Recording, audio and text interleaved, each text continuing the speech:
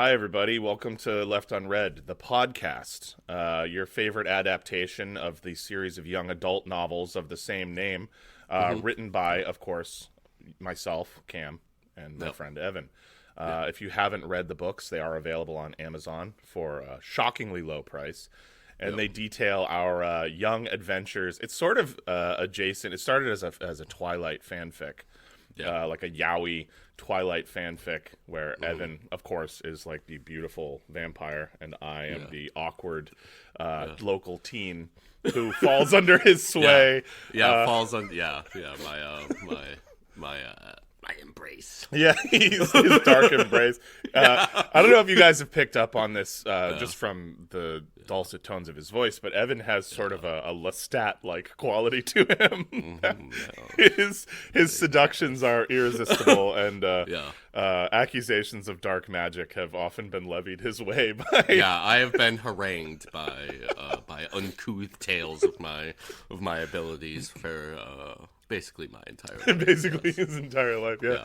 Anybody that knows him or has seen him work his devilish magic on lovers. Twisting my mustache from across the bar. Yeah, dude. It looks like he's twisting it. He's like just trying to get crumbs out of it, but... like I'm like actively eating Portuguese sweetbread with an egg in it. He just crushed like 3 hot dogs, and he's fucking definitely just trying to get mustard out of it. But it works, though. The thing is, it works. And on men, on women, on those who defy definition, and it is impossible to not get properly hot and bothered while watching me down like 3 chili cheese dogs. From what's that place you like to go? Oh no, Onlyville, New York system. Those are hot wieners. Hot wieners, dude. Hot wieners. Yeah, after absolutely facing a couple of hot wieners. Taking 3 hot wieners all the way, yeah. People are like, wow, wow, he like sparkles in the light. Is that because he's a vampire? And it's like, no, that's because he's sweating. Because he just ate... pouring sweat. He just ate a bunch of hot dogs. But they can't help it. They drank a nice tall glass of coffee milk, which they have on tap there. Dude, I can't imagine, like, for me, I can't imagine a worse accompanying beverage for, like, a hot, fresh, steamy hot dog than coffee milk. I love coffee milk, and I fuck with a hot dog. So for those who aren't from Rhode Island or southern Massachusetts, coffee milk is, like, it's basically like chocolate milk, but the syrup is coffee. It's not, like, actually coffee. It's not caffeinated. It's, like, coffee flavored. So yeah, just imagine, 3 hot wieners all the way. You got your meat sauce, you got your onions, your celery salt, your mustard, all that slosh around in your stomach, and then on tap at this local eatery, they have coffee milk.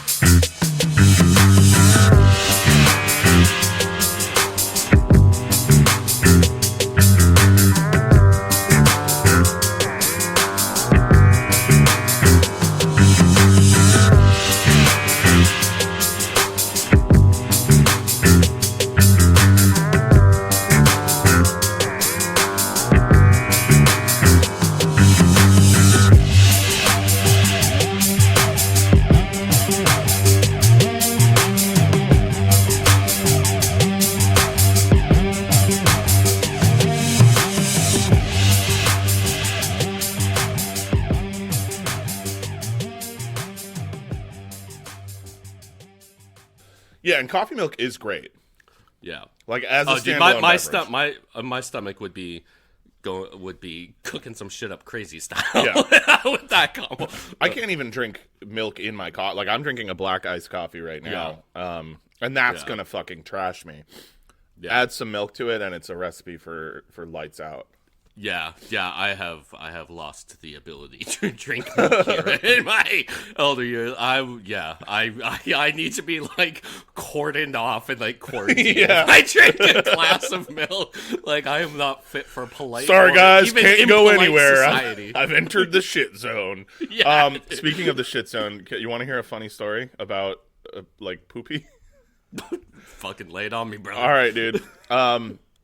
This might dox me a little bit, and so we'll decide afterwards if I'm going to tell you this, and then we'll decide afterwards if this is too specific, and this will give away my place of employment. So maybe this won't make it into the fucking episode, but so I had to work yesterday, right? It's Valentine's Day, so we're recording this and releasing this on February 15th, day after Valentine's Day, which for those of you who don't know is a stupid day, and I'm not saying this just because.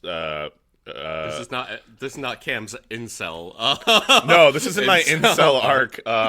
Just because I wake up cold and alone every morning isn't the only reason that I hate Valentine's Day. But it's a really dumb day. The only reason I dislike Valentine's Day, besides it being like a made up commercial holiday. All right, there might be like a little continuity error with the tone here, but we had some audio issues. Anyway, technical difficulties. While we were off air, we were discussing Evan's propensity to like grumble and mutter, and how much I love it because it is not a family trait. Yeah, it's I get that from my father. Yeah, it happens almost every time we go to record an episode. Like literally almost every time, right before we hit record, what I hear is one of us will be like, "Are you ready?" And especially if it's me starting it, I'm like, "Are you ready?" And he's like, "Yep." Oh wait, actually, hold on. Like, and it's just every time. And everybody has an inner monologue, and everybody, like, I talk to myself, but like when I talk to myself, I just kind of talk to myself. When Evan talks to himself, he fucking mutters, dude. It's awesome. I love it. It makes me laugh so much. All right, so anyway, we were talking about Valentine's Day being stupid. I work in I'm a bartender, and so it's amateur hour. People come in and they don't know what the fuck they're doing. It's like people that have like apparently just been living in a fucking cave for the other 364 days of the year, and then they like slink out of the slime on Valentine's Day, and they're like, "How do I like?" So you serve food here, I see. Like, it's crazy. So it's always nuts, whatever. Yesterday, dude, at my place of establishment, we had, and we're all gearing up for it all week. Like, it's going to be insane. And then as I'm getting to work, I, like, park across the street, and I'm like, what's that smell? It smells kind of like poop. And I'm like, all right, like, that's fine. Yeah. And then I'm going across the road, get to work, and I get another whiff of it stronger, and I'm like, oh, it's a pretty bad smell. And I mean, it smells like an open sewer. Like, it's a bad smell. Yeah. And as I'm approaching, I see there's a big, like, septic truck right in front of my place of work. Nice. And a dude, like, scrambling. And I'm like, okay, this isn't good. And, we're not, like, open yet. And it hits me like the most atrocious wave of stench. Now it isn't the Valentine's Day leak. Yeah, so it isn't poop. Just for those who haven't worked in a restaurant, it's the grease trap, which is something that every restaurant has to have. And our dude. Anybody who's ever worked in the kitchen has unfortunately caught a whiff of the grease trap, dude. It is the rankest. Yeah, well, it's just like old rancid fat, right? So it isn't sewage. So I'm not gonna sit here and say that like my restaurant is like a filthy sewer. It's something that every restaurant has, and it's where the grease from the fryalators and any used oil and whatever. Yeah, because you can't recycle it. Right, and you can't just dump that into like municipal sewer systems or down sinks. Yeah. So you have it's a hazardous material. It needs to get. So I mean, it is basically for all intents and purposes, it's a septic tank, but it is not for human waste. It's for kitchen waste. It's for oil and grease and fat. And it smells crazy. It smells like raw sewage. Yeah. Right? Like, so for the nose and for all intents and purposes, it is that, but it isn't that. Yeah. And I look and I see that because of the weather we just had, there was some issue, and our grease trap had started to overflow into the parking lot. And there is like a torrent of fucking rancid kitchen oil. Like congealed, partially frozen, fatty, rancid kitchen oil cascading into the parking lot of my restaurant, like an hour before game time on Valentine's Day. And the wave of rotten oil stink that hits my nose is so prodigious that I take a sniff and I'm like, I'm going to fucking throw up. And I have to hold my breath and run in. And I get in, and like my manager is just like, yeah, everything's fine. Like, this isn't the worst. Yeah, it's crazy. And so they had to. The guys, he comes in and he's like speaking broken English. He's like, I only have capacity for 5,000 gallons. I can't do the whole thing. There was so much grease in there. And I think it's not just us. It must be like surrounding. Yeah, I was gonna say that's like when I worked at restaurants, there was way less than that. The capacity. Well, I think what it was that it was an emergency call, and so he didn't have like an empty truck. Like he came and did what he could, and so dude, it was crazy. It was so fucking nuts. And then it was just like out in the parking lot, and we were like, it's gonna freeze out there. Like then we're just gonna have like a frozen grease slick in the fucking. Yeah. It was crazy. Yeah. But we made it, and it wasn't stinky for long. And the grease trap, dude. The one I worked at restaurants, the one that we had for the two restaurants that were right next to each other, it was like in the back parking lot, like completely uncovered by any shade or buildings or anything like that. And, dude, the summer sun would just bake on that thing, and when you had when you had to open it, dude, it was like your eyes are watering and you're just immediately gagging. Just the hot sun baking all of this fucking fetid grease. Oh. Well, and what most restaurants do and what we do is you sell that for biodiesel. You sell that to companies that come and pick it up and they convert it into biodiesel, which is great. You recycle it and it gets used to power machinery and stuff, and more industries should be doing that. I think that's like one of the good things that the restaurant industry does. But we didn't have time for that. We had to call like a septic company. It was all over the parking lot. We had to call a septic company on a Friday night Valentine's Day.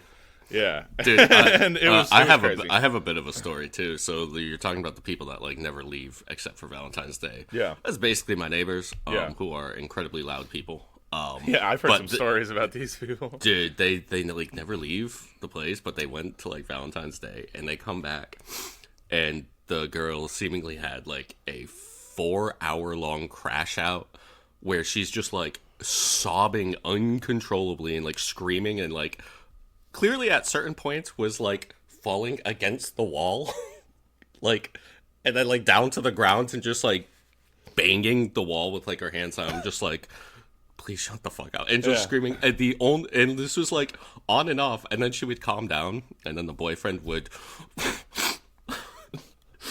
rap extremely loudly to music through his phone speaker until she started freaking out again.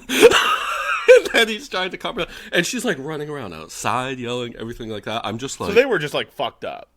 Yeah, and like they seemingally came home at like 5:30, so it was like an early dinner. What do you think they were doing? Like drinking, or do you think they were like I also some rock or something? Like what kind of? Oh yeah, they fucking party. Yeah, okay. Like they were like on like a 2-day bender, just like screaming at the top of their lungs. I had my landlord install some sound dampening shit. To you did? A shared door that we have, and I mean.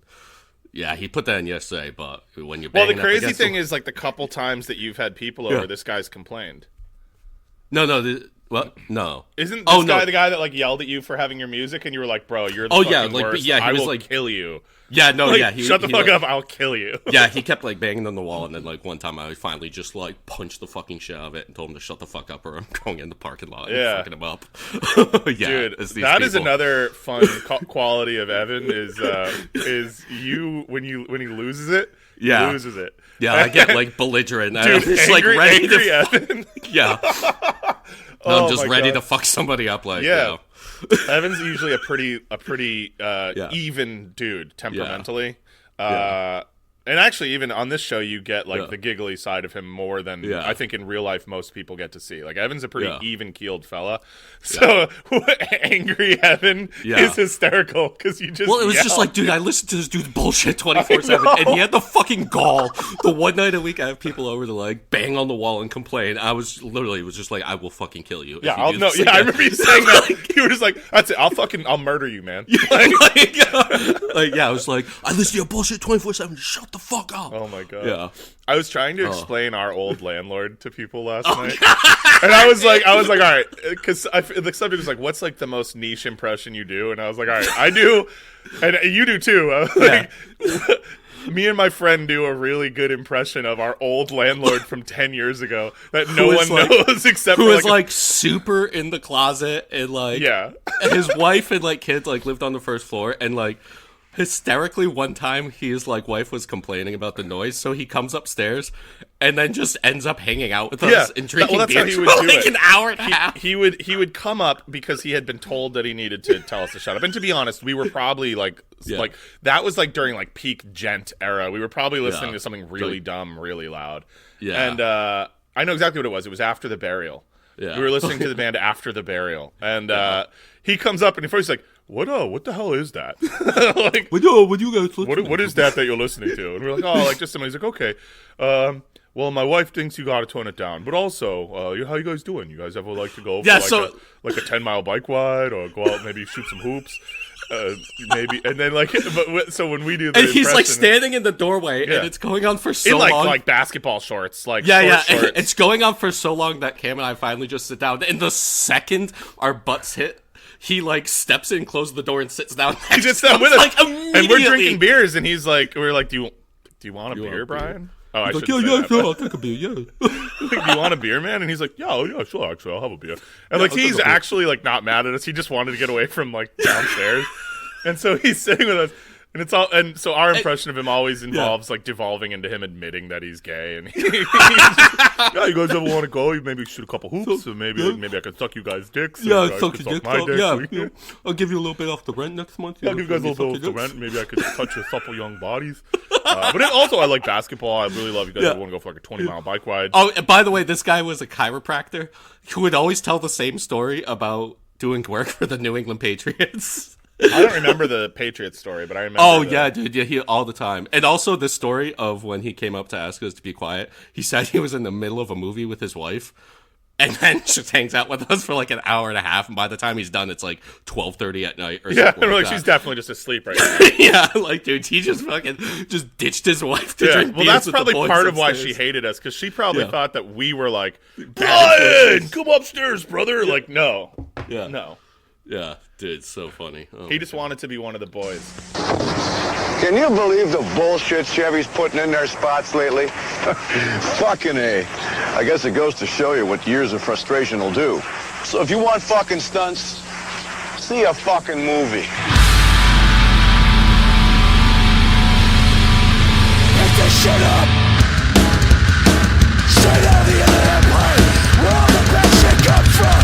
We got bakers, sailors, McDonald's, and last but not fucking least, Big Ass Truck!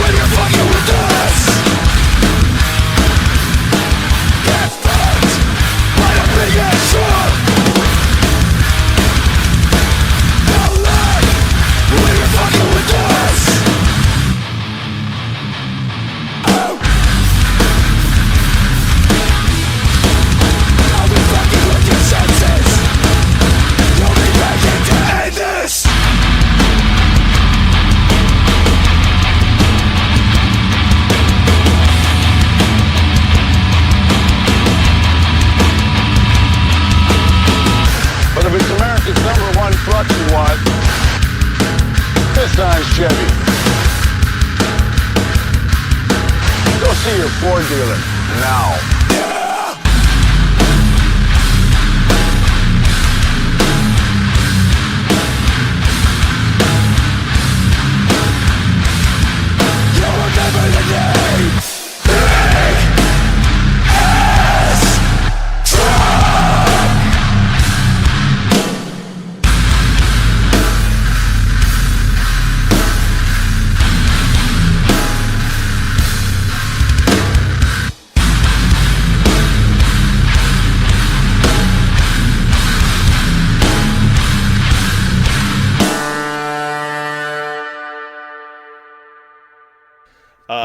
Oh, are you sipping on that guava berry? Oh, dude, this is so good. Waterloo guava berry, brand spanking new. Yeah.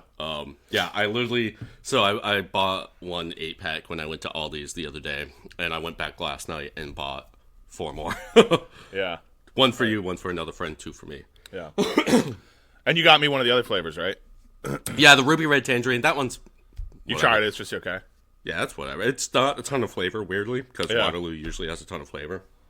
But the guava I berry, tend to feel that way about guava berry has a ton of flavor. A Yeah. lot of heavy guava too. I've never had good luck with any of the Een flavors, tangerine or nectarine. Anytime I see either of those the on a raspberry seltzer, nectarine is also whatever not good from them. Yeah. That was actually bad.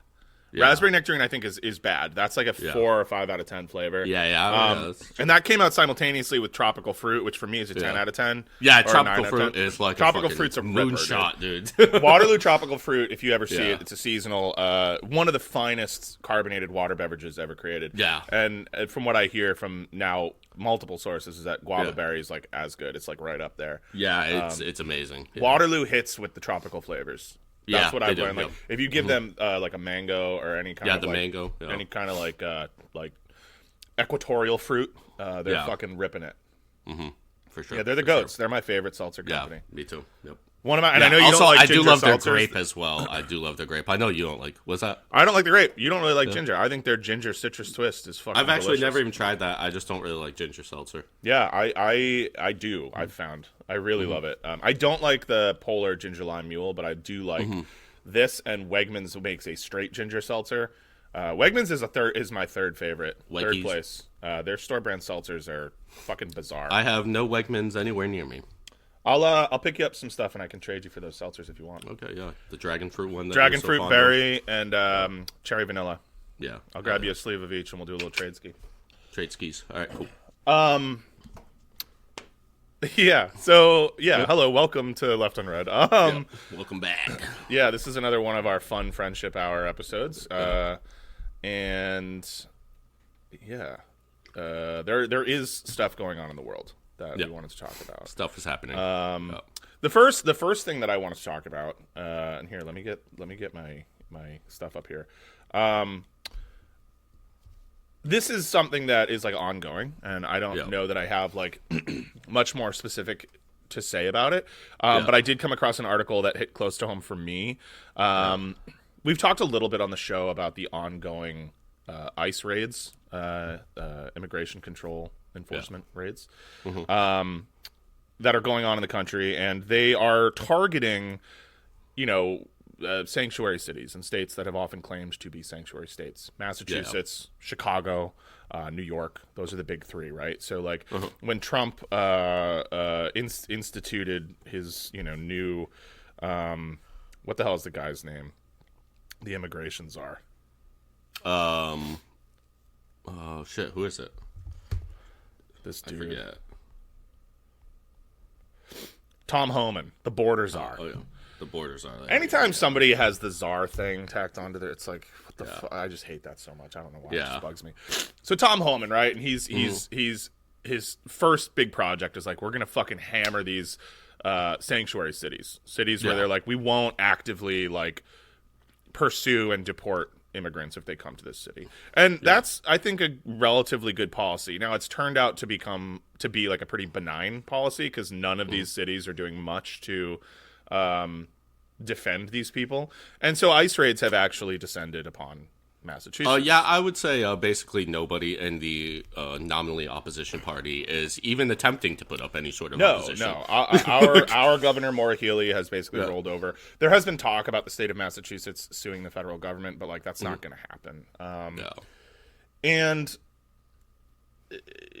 Democrats in this country are basically, at this point, have proved themselves to be, and at basically every level, like down to the state level, up to the federal level, they're impotent. There is basically an open refusal to do much to actually govern in opposition to Donald Trump. Dude, there was an Axios article that just came out of like Democrats, like leadership, like Chuck Schumer and Hakeem Jeffries, like complaining that like Democratic groups, but more like progressive or left-leaning groups, are basically like getting their members to like call their representatives and stuff like that and ask for more work in opposition. And Democratic leadership is like, who the fuck do you think you are?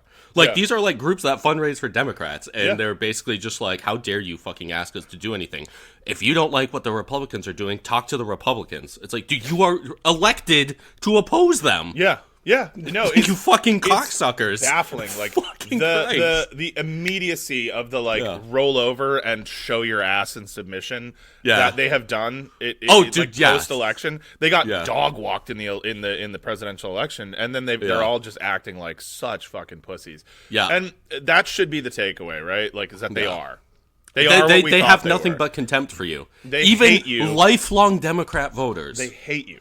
They have nothing but contempt for you. I mean, dude, they just Alexandria Ocasio-Cortez, who like at this point is like pretty ingrained in the Democratic Party. She doesn't really oppose much of the Democratic Party. She was trying to get the chair position for the Ways and Means Committee in the House, and they fucking like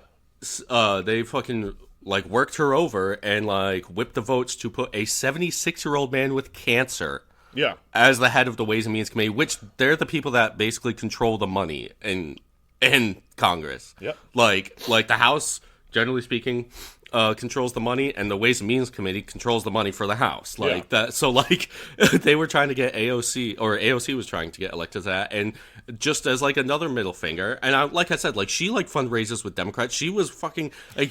She's been one of the biggest voices of like, let's try to play ball, and I think that exactly. Backfired. And she even then, they're like, "Fuck you!"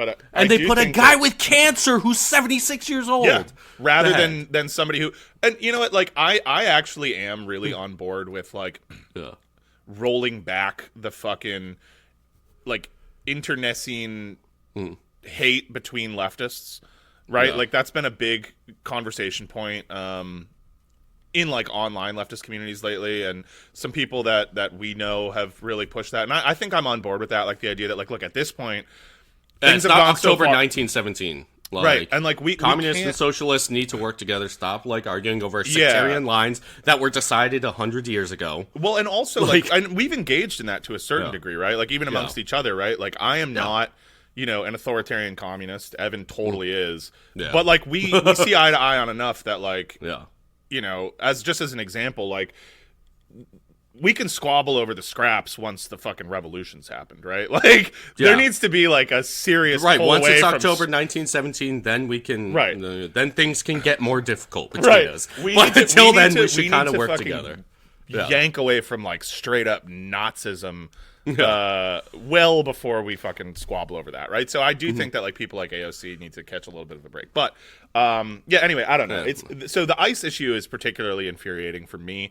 I have so many homies and have had so many homies over the years who like may or may not hypothetically not be in this country legally, and like they're the fucking best. Like, and even people that aren't the best, like, they deserve a shot. That's the whole point of this country. And it's like, it drives me so fucking bananas. And the reason that I'm all worked up about it right now is because I just happened to come across an article. I still follow the Metro West Daily News, which includes my hometown and the town that I live in right now in Massachusetts.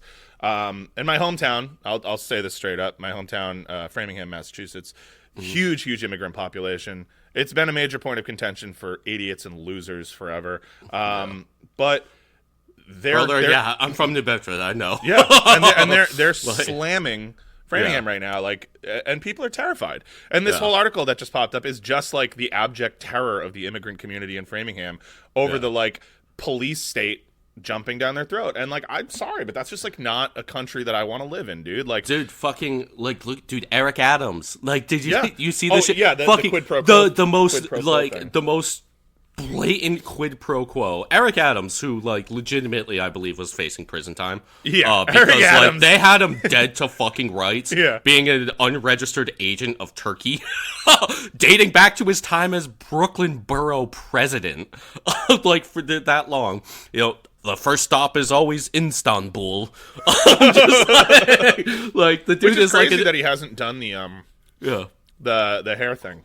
Yeah, right. Yeah. Like, if he's over there so much, why couldn't he get the like all of a sudden one day he's just got like Christopher Nolan hair? Yeah, well, maybe that's it. Maybe they're not as good at. Maybe they haven't perfected doing like the tightly curled hair yet. Yeah. So maybe he would have to do like he would look like a K-pop star.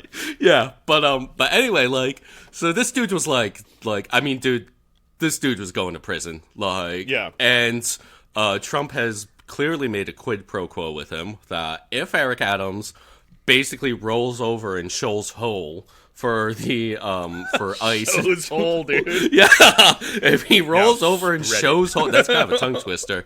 But if he rolls over and shows hole, that he will. Sounded kind of like Hank Hill there. Yeah, rolls Now, over dang it, Bobby, you're gonna have to hole. roll over and show hole. But if he does that, then Trump would basically Trump is basically putting pressure on the Justice Department to drop the case against Eric Adams. And this is now being a huge point of tension. There's mass. He's gonna go for it, dude. Yeah, mass resignations. But Eric Adams was on Fox News just basically straight up saying it. You know what I mean? Yeah. And so now there's this push to just if Eric Adams just allows ICE to do whatever they want in New York City, then Trump is pushing to have the charges dismissed. And it's dude, this dude was literally an unregistered agent of the government of Turkey. Yeah. And they have him dead to rights, man. They got the texts, they got the emails, they got him clearly knowing what he's doing is wrong because he's instructing people to delete texts and emails. And he's sworn to the noble service of his liege lord. Yeah. Recep Tayyip Erdogan. That's just a great name. I know he's kind of a piece of shit, but yeah. I mean, Recep Tayyip Erdogan. I mean, I think we can all agree that the Turks are cooking nonstop with their names. Yeah, they're an all-time. I mean, you know the peoples of the world that I like the most, and the Turks are on that list. I'm obsessed with that whole part of the world. I want to go to Turkey so bad. It's not even funny. Yeah. So first stop is always Istanbul. I gotta go to Constantinople so bad. You have no idea. I've seen Rome. I gotta go to Constantinople. Well, arguably more exciting. And then Moscow, the third Rome. Yeah, I don't know. I mean, I would love to go to Russia. I don't know if Moscow is my first. Yeah. I would really like to go to St. Petersburg. Yeah, St. Petersburg. That's where I would really like to go before I go to Moscow. But I guess if you're in Russia, go to both. Yeah. Anyway, that's like an opinion piece. I don't even have anything to say. I'm just mad about it, and I'll just continue to be mad about it. It's just dog shit, and what gets me is the gatekeeping of colonialism by fucking rich old money white people. And it's so we can all, I think, agree at this point, and some of us, obviously not some of us, our listeners and us will all agree that colonialism's bad, right? Yeah. Not a hot take.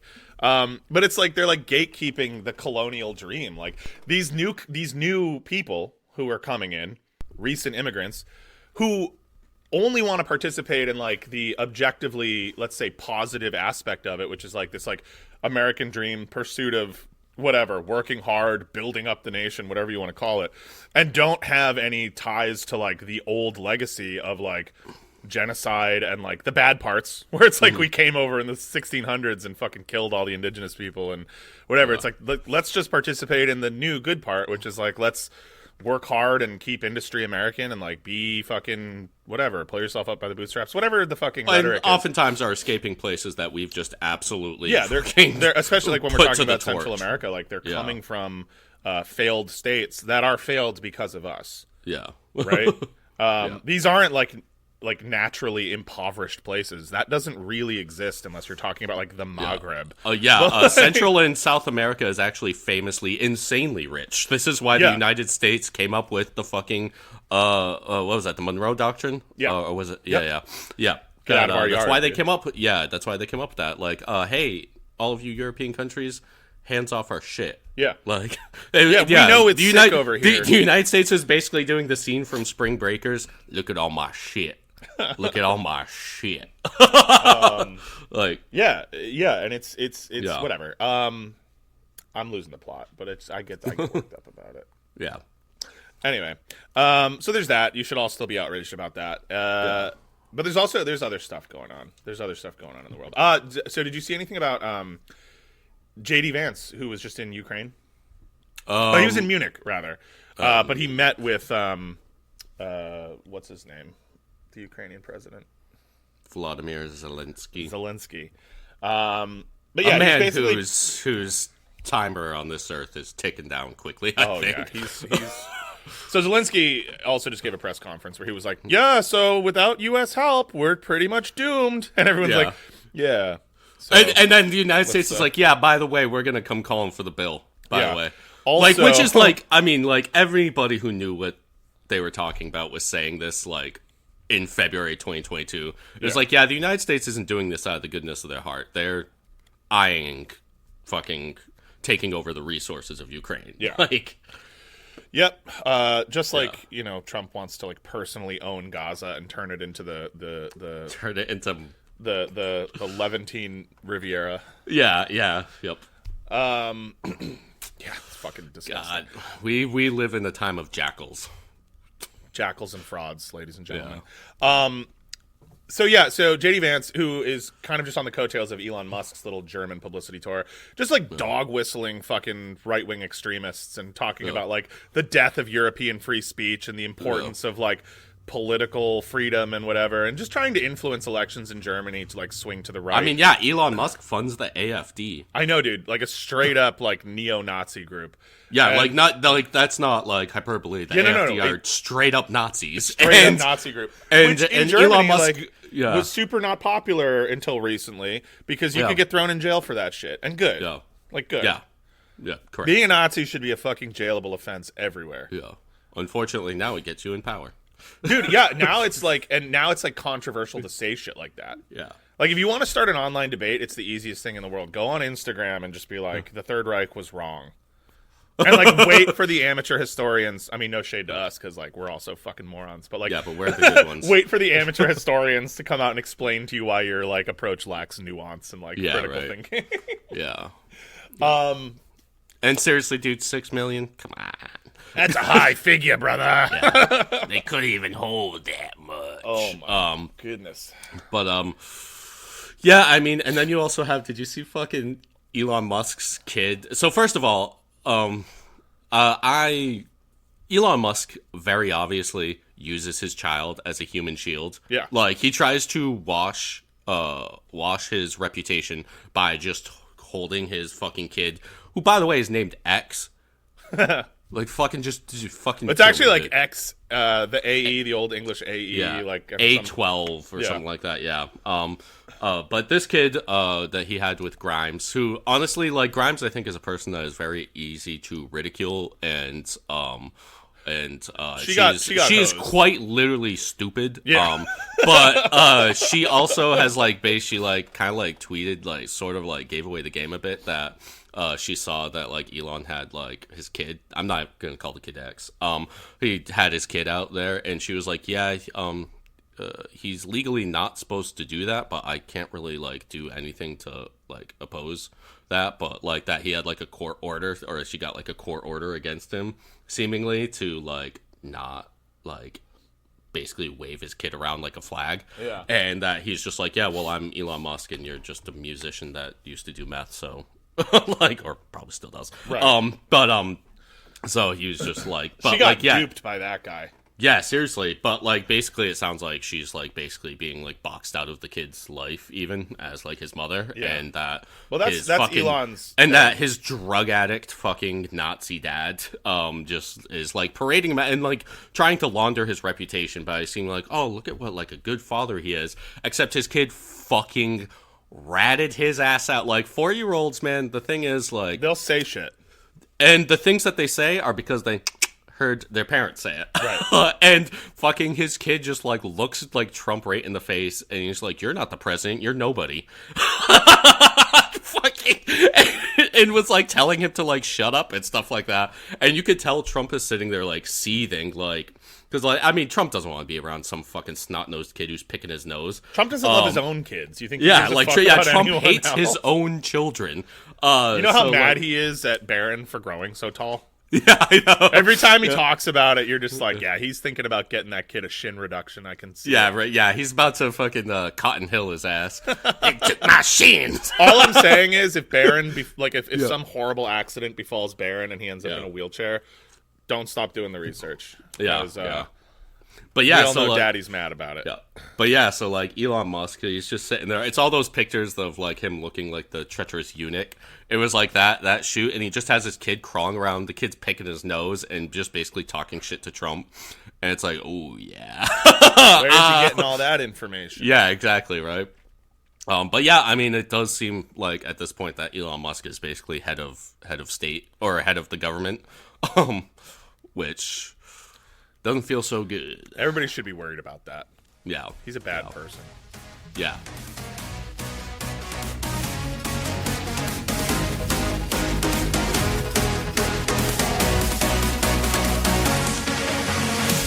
Take a ride on the techno train ride. No, take your seat, open up, feel the pounding bass deep inside. Yeah, shaky, shaky, sweaty, sweaty. You make my spaghetti ready. Heat up the sauce, it's a dinner for one. You better hold on tight, 'cause we're rolling again. Through the wetness now, and the nature is bad. And when it's getting messy, we're taking the blood. 'Cause I need you to stay on my techno train. There is a whole new world that you need to explore. It's the sound of the rain that you haven't thought. We're riding round and round through the valley of love. 'Cause all you got is what, all you got is what I want. Destination love, but pleasure up above. You really can't stop the heat. I got lipstick on my feet. Licky, licky, sucky, sucky. Yeah, you make my lollipop me candy. Time, go get your dinner for one. You better go solve your face before we tonight. 'Cause there's an light, grab a piece of the car. Well, when the face is over, they say us again. It's worth your time on this end of right. There is a whole new world that you need to explore. It's the sound of the rain that you haven't thought. We're riding round and round through the valley of love. 'Cause all you got is what, all you got is what. There is a whole new world that you need to explore. It's the sound of the rain that you haven't thought. We're riding round and round through the valley of love. 'Cause all you got is what, all you got is what I want. Your attention, please. The 69 EC service techno train on platform AMPNV to Climax City is arriving ahead of schedule. We're sorry for any lost enjoyment. I'm gonna take it right now and then over. This rain's rain, but I really need to feel it now. And then over. Boom, boom, pow, there you go.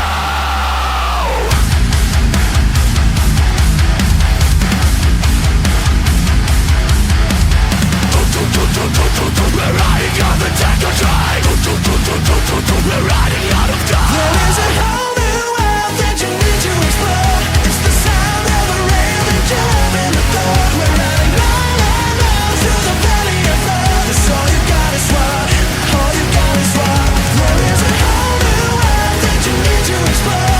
It's the sound of the rain that you haven't thought. We're riding round and round through the valley of love. 'Cause all you got is what, all you got is what I want. And like, did you hear like the Joe Rogan thing about like recently? Oh my that god, dude. everybody's Joe ragging on? Rogan is dog brained. Well, that's the thing. Like, I feel like it's actually hard for me sometimes to be like too angry at like Joe Rogan, and even more so at like a Theo Von type, because it's just like really obvious that they're fucking dumb. Like, and just like obsequious. And I'll be the first one to say, back in like 2016, yeah, I you liked used the to listen to Rogan Joe podcast. Rogan all the time. Yeah. I loved him, not because the politics thing wasn't even a thing. Like, I liked that he would have comedians on and he would talk about like doing mushrooms and like doing karate and shit. And I was like, that's cool. And that shit is still cool, right? Doing mushrooms and karate is still cool. The problem is he's allowed himself to be co-opted as this like right-wing mouthpiece for people that are way smarter than him, that are using him, and he's become this. I mean, dude, he has like fucking Peter Thiel and Sam Altman and Elon Musk, and it's shit all like in the that. name of like and providing fucking a Mark platform Zuckerberg. for- He just allows these fucking tech like overlords to launder their reputation through him. and co-opt his platform for like obsequious and evil purposes. Like his podcast is basically like an arm of like the intelligence propaganda apparatus at this point. Yeah, like, exactly. You know what I mean? And it's so like, to clarify, I haven't listened to Joe Rogan for years. And the thing is, like I said, dude, he is like dog level obsequious to these people. Yeah. Like he's like legitimately one of the worst interviewers I've ever heard because he doesn't like people will just say shit and he's like, damn, that's crazy. Yeah. Like, you know what I mean? That's his whole thing. And He challenges nothing that anybody says. Very rarely does he give any kind of meaningful pushback or force these people to defend their stances, which is something that you need to be doing if you're bringing people on, especially people like that who are forwarding these like really extreme ideologies. There needs to be some degree of like, well, why do you think that? And then obviously losers will come on and like point to like specific examples of him occasionally doing that. But like really, he just gives these people free reign and like he smokes weed. He like, rolls that's over and fucking shows sick, hole, dude. Like, dude. that's sick to hear, dude. And he's got this like macho image that people like. And again, that was like part of why I liked him. There is something cool about like I still think it's sick when like I go on YouTube and some dude is like, here's how you survive in the Arctic for 5 days by yourself. That is sick, right? Yeah. But when that starts to get mushed together with politics, it just becomes this fucking disgusting miasma. And you got to choose politics over fucking hobbies any day because it just is more impactful and important. And people that pretend it's not are fucking stupid, and they're the reason that shit just keeps getting pumped out.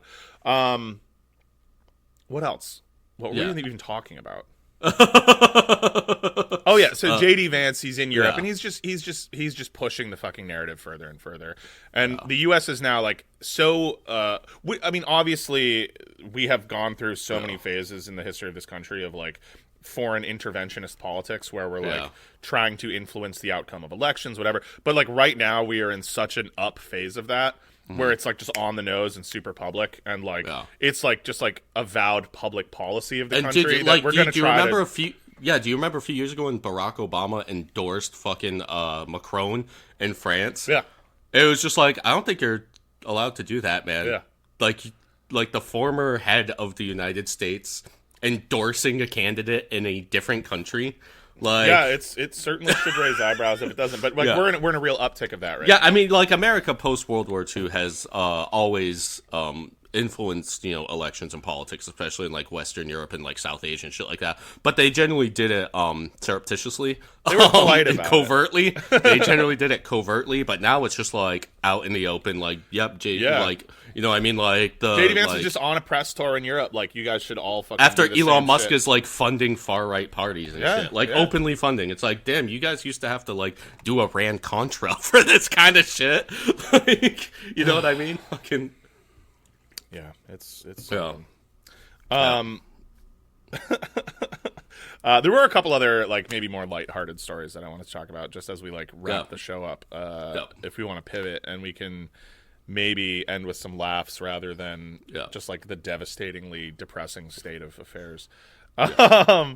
So do you know about this dude in Wales? And the Bitcoin you hard mentioned drive it in the text. Yeah. Okay. Oh, yeah. Okay. So this is like an ongoing I actually think thing. I may have heard about this. Yeah, guys. Yeah. Anyway, continue.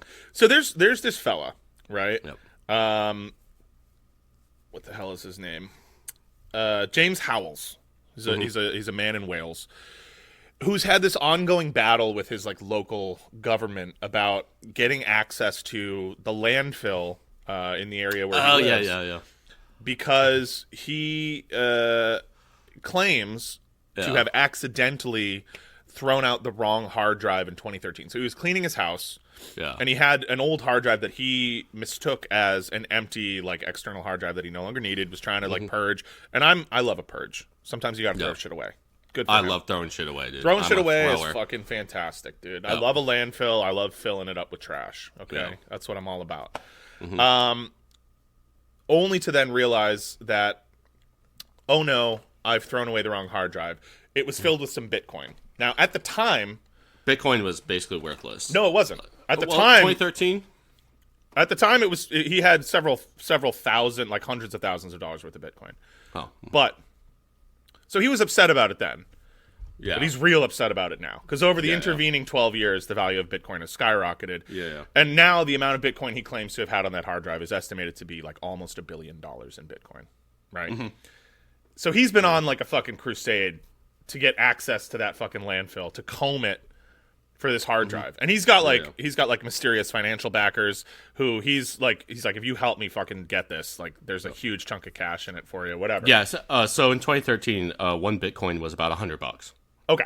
Yeah. So it wasn't as devastating, but he had like thousands of dollars worth of Bitcoin on there. Yeah. But now he's looking at like $900 million worth of Bitcoin. Yeah. Mm-hmm. And he, in an attempt to get access to this landfill, the Docksway landfill in Newport, Wales, which I guess is just north of Cardiff, which is like the capital of Wales. He offered the city council in 2021. He offered them £70 million or $70 million, so whatever that is in pounds, probably like 45 million pounds, to let him just have free access to the landfill, and they turned him down. Damn. Right. Now, apparently, he's received financial backing to buy the landfill because the amount of money on this hard drive is like worth the cost of just buying the whole acreage of land. Yeah. And combing it for this hard drive because it's got Bitcoin on it. I mean, like, what is he, like, got like $1 billion on it at this point? He's looking at, Jesus Christ. Yeah, he's looking at, what do you say, like $800 million plus in cryptocurrency. Yeah. Now, he's got the private key for the access to it, right? So if this is real, this is like a legitimate buried treasure story. Yeah. The thing is, I'm kind of hoping that he finally gets access to it and gets people to like back him financially. Yeah. And then finds the hard drive and it's fucking empty. Like either this dude's nuts or like just wrong. Yeah. Or the hard drive is like irreparably damaged and there's no way to recover it. I don't even really know like how that shit works. Like the whole Bitcoin thing is so confusing to me, but anyway, it's just an interesting ongoing story. So they haven't, he's claimed to have these like financial backers. They keep refusing him. The city is giving him a really hard time. They're like, the costs of doing that, of digging up this landfill, the pollution that it would release, the costs of making sure that doesn't turn into like an environmental hazard or like an environmental crisis would run into the millions of pounds. But he's basically saying, listen, if I get this money, I'll pay for all of it and still be rich. Like I will cover the cost of all that, but it's not a sure thing. He's saying it is, but it's like how would you ever find it? And that's the thing. That's the thing. It's been like 12 years. It could be just and it's crushed. near a major metropolitan center, Cardiff. Right. And then so you get all this financial backing from people to dig it up, and then you find or you don't find the hard drive, and you can't fucking recover the money. It's just it's the risk is so high. He's gonna end up with his knees broken. You know, somebody's gonna want that money back. Yeah. Friend of the pod, Patrick, he was like he got into Bitcoin early, and like I think he says that he had a hard drive with a few Bitcoin on it, maybe like 20 or something like that he like threw away in like 2011 or 2012. That was when it was like really like 2011. That was when it, or 2010, something like that. That's when it was like basically worthless. At that point, it was like more of like a sort of like niche, like underground thing. Yeah, exactly. And like he like lost or like threw out a hard drive or something like that, and he's like, yep. Thousands, hundreds of thousands of dollars on that shit now. Yep. No. He should see if he can get permission to dig up the landfill. Yeah.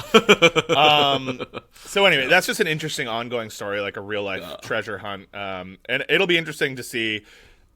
I mean, obviously, my hope is that they let him do it and that it's a failure. That's my genuine hope. I hope that he finds it and there's no or it's got like 1 Bitcoin on it. Yeah.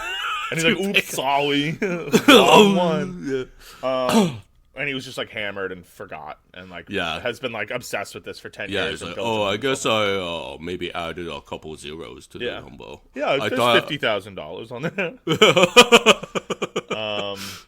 So anyway, so there's that. And then the other thing that I wanted to talk about, which just came up while I was like I just saw the headline and I had to click it. Because the headline's great. And this is from yesterday.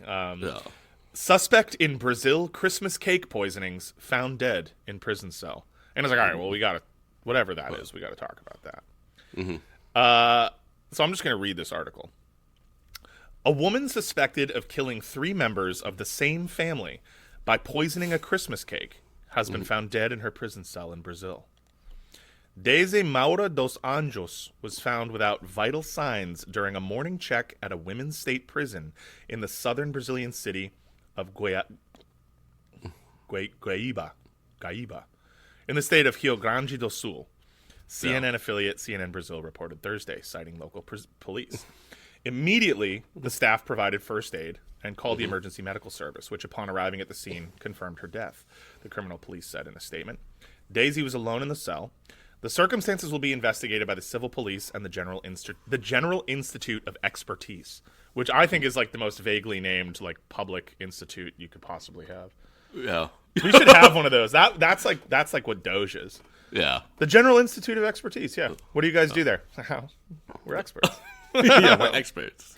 We're experts. We just... Yeah. What are you gonna do? Yeah. CNN Brazil reported that Dos Anjos' husband, Diego, asked for a divorce the day before her death. I think he did it. And listen, here's why. Yeah. The cake poisoning, which killed 3 people and hospitalized 3 others, occurred on Christmas Eve in the city of Torres in Rio Grande do Sul. Large amounts of arsenic were found in the bodies of the women who died, and arsenic at levels 2,700 times higher than the permitted limit was found in the flour used to make the cake, according to the police. Dos Anjos was arrested in early January and charged with triple homicide, as well as 3 attempted homicides, and was the daughter-in-law of one of the victims, 60-year-old Zeli Dos Anjos. Police confirmed at the time. Zeli made the cake, according to CNN Brazil. Police previously told CNN that Dos Anjos had disagreements with her family for more than 2 decades. They've reached out to the police for local comment. So I just think it's funny. This lady hated her mother-in-law so much that she put like enough arsenic to kill multiple people in like her cake flour and just tried to kill the whole family. And then her husband definitely like murdered her for revenge in prison. And I love a family drama. Yeah. Yeah. A great Christmas crash out right there. Yeah, dude. The ultimate Christmas crash. She's like, you know what? Yeah. You know what, dude? Fuck this bitch. I'm gonna fucking poison that cake. Yeah. Oh yeah, absolutely, Mom. You can make the cake again this year. I know my cake's no good. No, I know yours is so much better. No, you should make it. Let's fucking show these pieces of shit and fucking kill everybody. You know, I bought the flour. Though. You think she was muttering, dude? Do you think she's one of the members of the League of Mutterers? Fucking poison that cake. I'll get you, you bitch. Anyway, so she's dead. So there's no. It's like a little miniature Christmas cake Jeffrey Epstein scenario. Yeah, nice and neat, tied up with a little bow. Yep. And we'll never know. Yep. We will perhaps never know. Perhaps they even farted on it. They might have. Brazil is famously the world heavyweight champion of cake farts? Of fart porn. Yeah. Really? Yeah, dude. If you look up Brazilian fart porn, it's a thing. Why would I look up Brazilian fart porn? Because your good friend made a recommendation that if you want to see something interesting, and I mean, it's nasty, dude. And I actually think a lot of fart porn is faked. Like, I do think that they just put in like fart sound effects fart and sounds. Yeah. I mean, like how well, like cake how farts is real. That's 100% real. Like, but. I mean, I guess I could probably do some fart porn if I drank a nice big tall glass of coffee milk. Yeah, I mean, it's just to rip that many like farts in a row, like it's it just doesn't seem predictable to me. But maybe there's some trick to it. Like, I know, maybe they put a little like maybe it's like compressed air, and they like compressed air up the ass, and then you're just like. I actually wouldn't be surprised if people do that for like depressingly low amounts of money, dude. Porn industry is so fucking busted. It's so fucked up. Really disgusting. Imagine like how little money these poor women in Brazil are getting paid to like huff each other's farts, dude. Even if it's just compressed air, even if it's just compressed air pumped up there, it's like that's still in a colon, dude. Like that sucks. It's still gonna pick up some. You're odors. Gonna get pink eye. Yeah. Oh, for sure, dude. Yeah. Anyway, conjunctivitis. Yeah. Was there anything else you wanted to talk about today? If we have any fans, I'm just thinking about Doge here and everybody there, but if we have any fans that are really, really deranged and want to impress us, I've got a good idea for you. Okay. Yeah. I don't know what it could possibly be, and I disavow all knowledge of whatever Evan's talking about. Yeah, but I really hate Doge and everybody involed there. We're of course Elon. Talking about the fun meme coin. Yeah, we were talking about the medieval leaders of the Republic of Venice. Yeah. So if anybody has like a personal vendetta against Venetian merchant princes. Yeah, yeah, against like the holy Episcopal head of St. Mark's Church, and leader of the Republic of Venice in the 1500s. Say, do whatever you got to do. Yeah. Did you see So like engage the services of Swiss mercenaries and make it happen. Yeah. So the army of like racist teenage and early 20 like Gen Z groypers that are leading Doge right now. There was one of them that made a tweet like 6 months ago. This was during Vivek Ramaswamy's crash out, a Christmas Day crash out and whatnot. But one of them tweeted "normalize Indian hate" or something like that. And so he got fired from Doge and then fucking just like rehired immediately because like, wait, wokeism is over now. It was like, yeah, well, he shouldn't be punished for a mistake he made. It was like, dude, that was 6 weeks ago. Yeah. And then like JD Vance, whose wife is of subcontinental ethnicity. I believe she's Indian, but JD Vance is just like going on like, yeah, well, he really shouldn't be punished for making that mistake, so we rehired him. It's like, dude, he's talking about your wife. Yeah, but she's you definitely obsequious fucking worm. She's definitely like a self-hating Indian, like I mean, I don't know anything about her. So you couldn't be married to that man and be like filled with like pride in your heritage or whatever. You know what I mean? Like there's no way. Yeah. Maybe they hate each other and it's like an ongoing issue, or maybe like they just acknowledge that he's like willing to lie to the public, and she's like, "That's fine if you make my life nice, like whatever." Yeah, maybe they have an arrangement, but yeah, it's just like, dude, like you obsequious little worm, dude. Like if somebody said like first of all, if I had a wife, and then second of all, if somebody like said like racist shit like that, like about my wife, I wouldn't give them a job. Yeah. If you had a wife and not just a succession of vampiric thralls drawn to your negative dark magics. Yes. Come, my darlings. Speaking of, do you want to utilize your demonic abilities to convince people to sign up to our Patreon? Yes. If you you must bounce on it crazy style. Yeah. You must subscribe to the Patreon. Patreon.com /left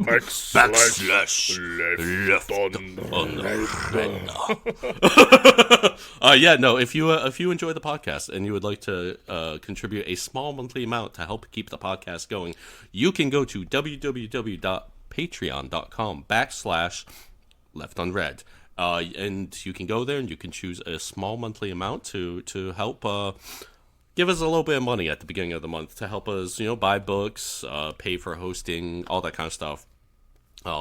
And if you are using an Apple product, please do not use the Patreon app to sign up, because Apple will surcharge you an extra 30%. That goes directly to them. Patreon themselves only take 5% of what you donate, and Apple thinks that they are entitled to 30%. So please, if you're using an Apple product, do not use the Patreon app. Just go open your web browser, go to www.patreon.com /leftunread, and you can choose which donation tier you would like to do. If you are not financially able, you can support the podcast in other ways. You can rate and review us on your podcast app of choice. That helps us boost us in the algorithm, helps us find new listeners, and you can also help us spread by word of mouth. You can tell your friends, tell your family members, tell your vampiric thralls about, hey, there's cool fellas from New England that do a podcast called Left Unread, and you should listen to it. And without any further ado, I think we can bake this cake right here.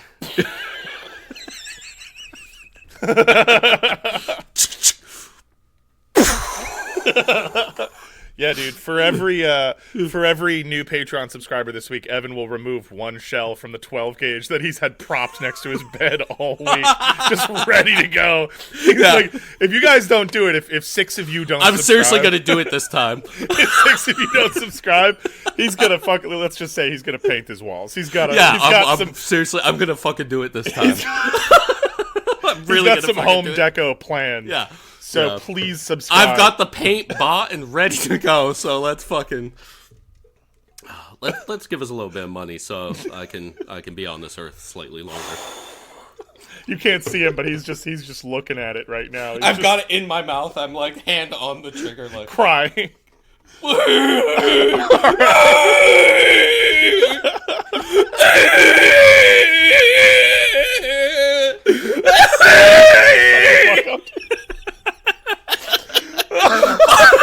Fucking mouth around the barrel.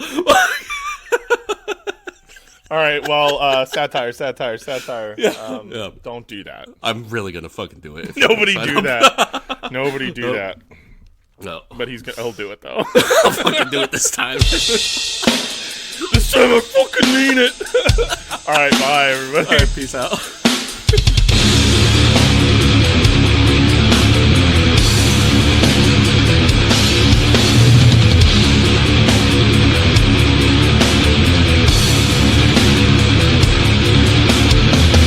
Clever knife breed, hanging from the rope, the body just twitches there.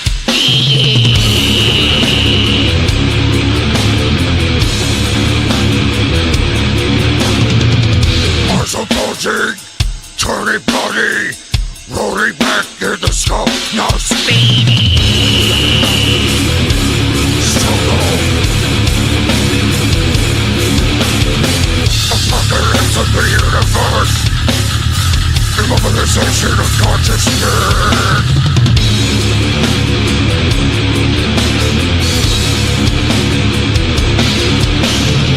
The moment between life and death is empty and desperate anew.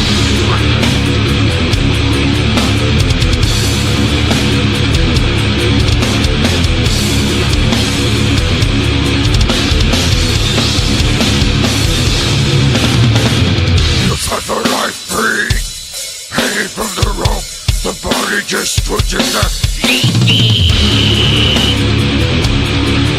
The noose. Mars are bulging, turning bloody, rolling back in the skull, now speedy. So low. A fucker into the universe. Immobilization of consciousness.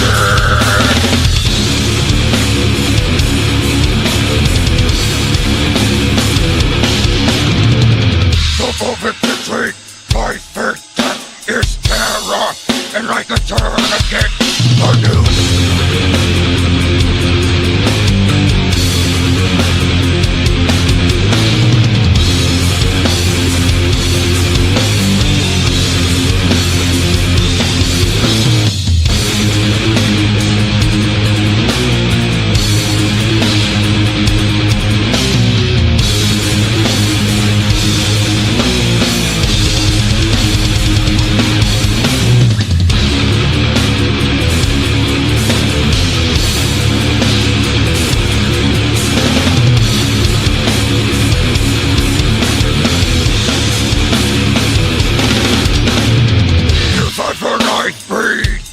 Hanging from the rope, the body just twitches that. The noose. Also bulging, turning bloody, rolling back in the skull, now speedy. So low.